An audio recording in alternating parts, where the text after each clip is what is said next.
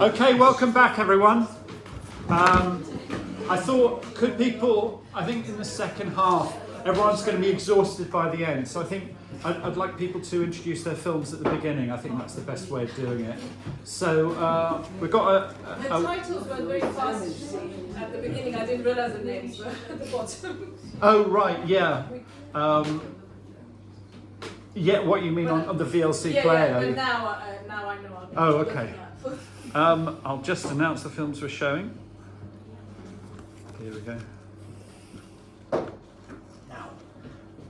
Yeah. Okay, so welcome to side B. Emma Calder is showing Les Fruits Morts. Is that right? I can't even say it. It's autumn leaves. Mort. Oh, okay, right. But it's autumn leaves in English, but it's actually French. Okay. Emma's showing two of her Random Person films. Do you want to tell us a bit about how Random Person came about? Oh God. Well, Random Person was I wasn't up. God, I can't talk. I'm in a very bad mood tonight. You're always in a bad mood. No, I'm not. I'm just tired. Basically, Random Person came out of a period where I hadn't been doing any animation at all. And I'd just been illustrating children's books and things like that. And one day, I just came up. I'm not going to go into the detail of how it happened because I've said it so many times before. You know, there was just an incident where someone I know nearly ran down someone in a pub car park, and I was worried about this guy, and his girlfriend said, "Oh, don't worry about him. He's just a random person." And it was this kind of this realization that that saying "just a random person," it sort of suddenly this person had just become very insignificant, and I thought, but this guy, that was sitting sort of drunk in the pub car park, is just a random person. What am I? And it just got me thinking about lots of random ideas. And I just thought, oh, that'd be a good idea for an animation series. So I went back to my studio and wrote like 50 ideas down in one day. And then I thought, as a challenge, I would just start trying to make like one film a week or something.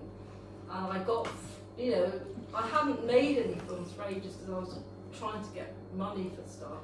And I came to the conclusion, actually, that because there wasn't very much money around at that time, if I just didn't make something again, I was never going to do any more animation ever.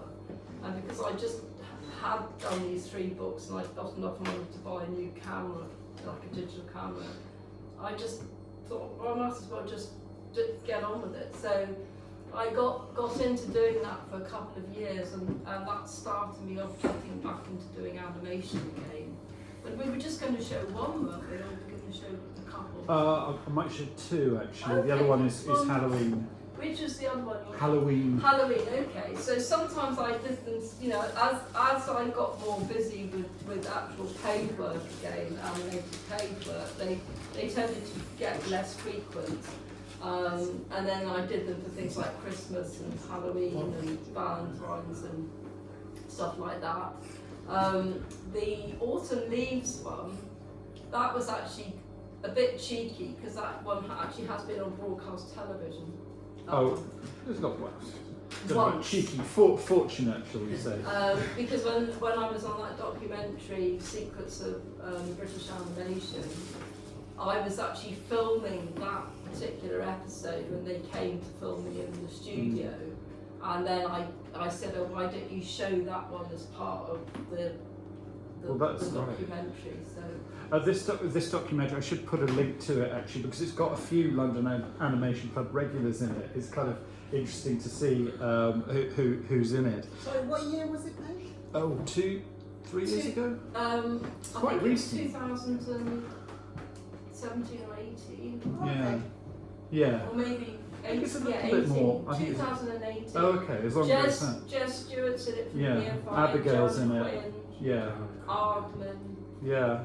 So it's got Chris Shepherd's in it, and he's been here. So No, Chris Yeah, he Shepherd is. isn't in it. isn't he? Oh, okay. All right. He's in the other one. Oh, all He's in right. the Sky Television one. Okay. All right. I'll go with Ozzy's that. in it. Oh, right. Is this the one made by Sarah Kennedy? No, that's not. No, that's a That's a the one different with Chris one. Shepherd's in it. Oh, I see. Okay. Oh, is that right? Okay, fair enough. I'll grant you That's that one. the other documentary.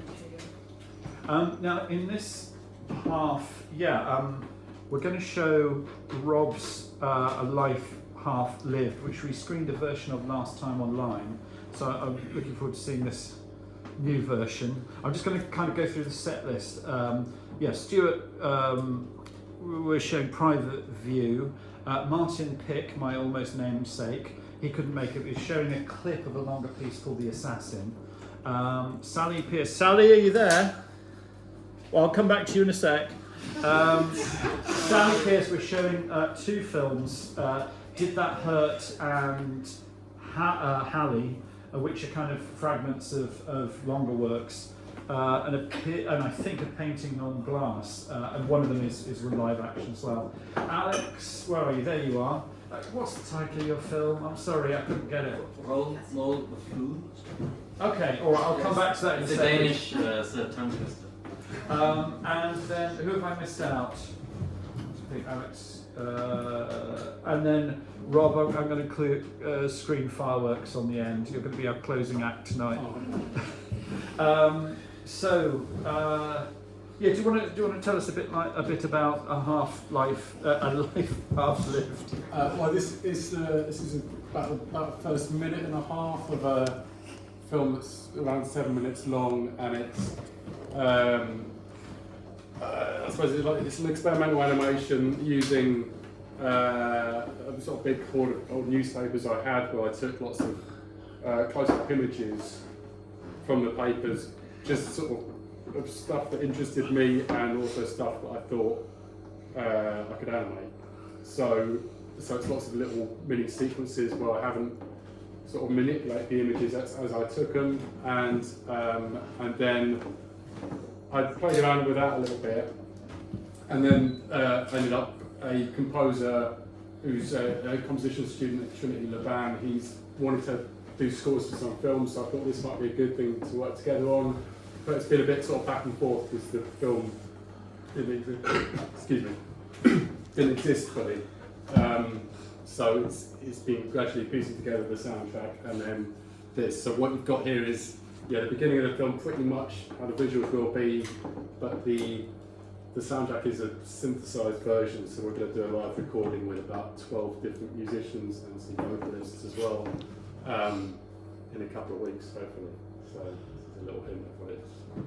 So it might be ready for Fingers crossed. fingers crossed. Yeah. Okay. Have you got some money to do that? Was that like? No money. I mean, he's a student. This is last year, so he's done music for a few different films, and also I'm just doing it. But I'm bringing in Tom Lowe to do a sound mix. Oh right, okay. Tom is our technical director, but unfortunately couldn't come here tonight. But if we move to this podcast, he's going to be working on that as well. It'd be really interesting to see how this sits in the context of a retrospective as well. And anyway, but the use of print grain and so on, and macro lenses and so on. Now, Sally. Right. Okay. Hi, Sally. I'm here. Can you hear me at all? Right. Okay. I'm gonna. Are we back? Can you say something? Hello. Oh yeah. Okay, we're back. Well, I think a big round of applause for Sally Pierce, please. Now, Sally, we've never actually met, have we? We've corresponded. I have come to the Green Man once, at least. That was a long time ago, though, wasn't it? That was like 2012. Yeah, and we've sort of corresponded between then, and you showed the marvellous Chernobyl film, didn't you? Well, I might have shown some clips I mean, it's still a work in progress. It's an everlasting work in progress. Yeah, But Yeah. I think we should have. I'd quite like to have an evening of ongoing works in progress, because God knows I've got enough of those, and that would make a really interesting, program examining the sort of philosophy of it. I'm going to come to Stuart about on that very topic in just a moment. But so can you tell us about these two films? Now, for me, looking at them, they had your signature technique and sensibility. Do you want to tell us a little bit about that? Well, I mean, my signature technique is paint on glass and collage with live action, and I keep the paint moving continuously, not boiling, flowing, so that's a signature thing. It takes a long time to do, so. It's marvellously detailed for paint on glass, which I kind of think of as being very gestural, but I mean the level of detail is remarkable. Yeah, I'm quietly obsessed. Yeah, I mean, I do animals feature a lot in my work, and I try and make the animation as a tribute to the animal, so it's not cartoonized, and it's only subtly anthropomorphic, so it's very detailed. Yeah. Sure. Now, do you want to tell us about these two films specifically? Hallie, it's a fiction short. It was finished in 2011, and it's the whole film is about a child with autism who interacts with the world through numbers, and about him trying to wrap his head around the war, and basically failing to be able to understand history, and that's where the animation of Hitler comes in, which was very strange, doing a Hitler with paint on glass. It's peculiar because paint on glass is beautiful. You can't make it not beautiful. So it's strange. And Hallie is obscure because it went to one festival. It went to Chicago Children's Festival, and it won second in the adult jury, and then it didn't do another festival, and that the producers wouldn't give me the right to send it anywhere myself, and they didn't promote it themselves, and it just died. So it's a film that's I think should have had more exposure. And the other thing is, like what Jonathan Hodgson was saying, that I was at the memorial service last week of the woman I worked on with it, who my editor, who I've worked on for 10 years on Chernobyl Journey. And that was where we first started working together. So the meaning of the film for me, with it being a narrative fiction, I don't think that changes the meaning of it for the general audience, but it's become very poignant for me. Absolutely. And then did that hurt? I was helping some scientists with their research, which involved spending hours in a CAT scan, and when that was over, they showed me the images of the brain, and so as an animator, I immediately said, I have to have those images. Yes. And I took them away and I used them as a compositing exercise, and I only saw it as a compositing exercise. Sadly, didn't really do anything else with it. Yeah.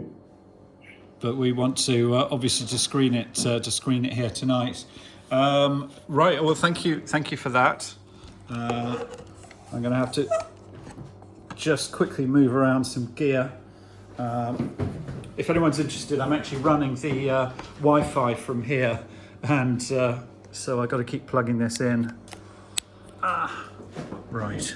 Okay, and then so Stuart, you told me that Private View is a painting that you produced some time ago. Do you want to tell us about that? Well, it's a painting I made in, I think it was about 1967 or 68, and I got it hanging in my computer room in my house. And I've been watching some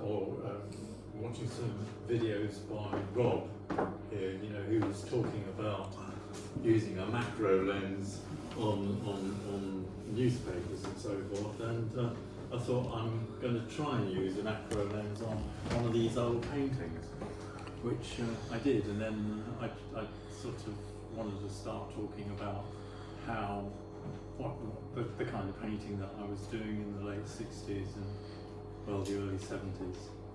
Just to sort of, I'm just being sued. I'm being said I'm an artist. I can paint, Gustav, there's a painter called Gustav Metzger who famously locked his paintings in someone else's cupboard, in their loft, in a loft space, almost nailed them in for something like 28 years. And the Ben Uri Gallery a year or two ago did an exhibition of these paintings that had been locked away, and because they were oil paintings, some of them were actually kind of glued together and had to be prized apart. So some of them had a bit of the other painting on the back, and it was quite remarkable. I find it fascinating, the idea of rediscovered art, whether it's clips of film, whether it's painting or so on. So when I watched the film, I thought I've got to include that in this screening tonight. Well, I'm just so fascinated with the way that John Smith makes his films and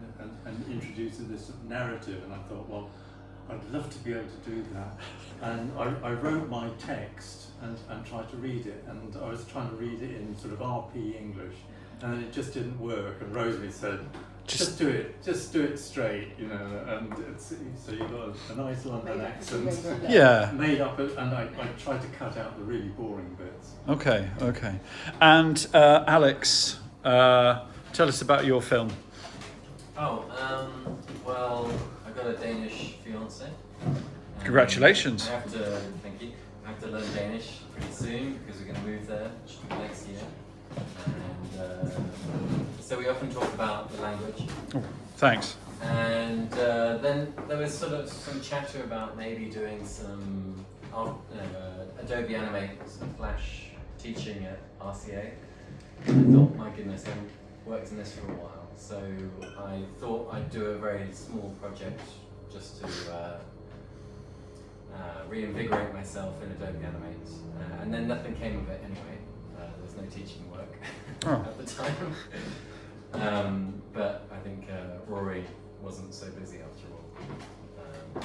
But it's just a little bit of fun. Okay. Well, we're able to fit this in at the last minute. Okay, so let us proceed. That has now gone to sleep again. Switch the speaker. Yeah.